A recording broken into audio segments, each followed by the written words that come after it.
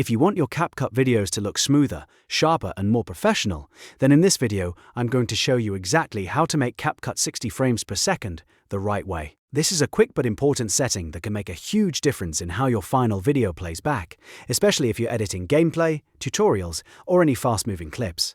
And if this guide helps you out, make sure to hit the like button and subscribe for more easy CapCut tutorials just like this.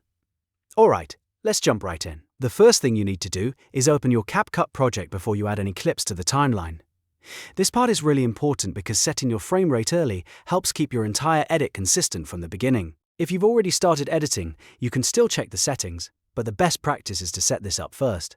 Now look for the Project Settings option.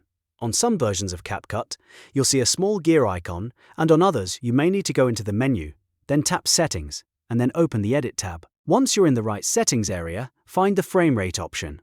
This is where CapCut controls how smoothly your project is built and exported. Click on the Frame Rate drop-down and change it to 60 frames per second. This tells CapCut that you want your project to work in a 60 frames per second format, which is great for smoother motion and a more modern look.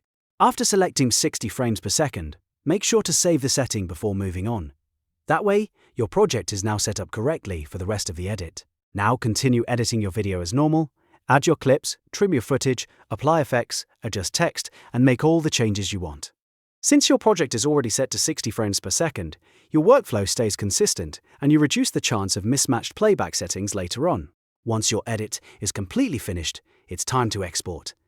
Look in the top right corner of CapCut and click Export. This opens the Export menu where you can fine-tune your final output settings before saving the video to your device. In the Export menu, find the Frame Rate drop-down again. This is the final place to make sure your video actually comes out at 60 frames per second. Select 60 frames per second from the list and double-check that the other export settings look correct for your project. If you're making a high-quality video, this is the moment to make sure everything is set the way you want. After that, click Export to save your video.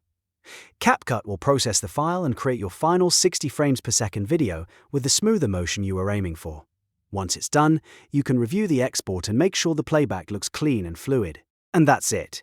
Now you know how to make CapCut 60 frames per second from start to finish. Just remember, the key steps are setting the project frame rate before editing, then choosing 60 frames per second again during export, so your final video matches your intended quality.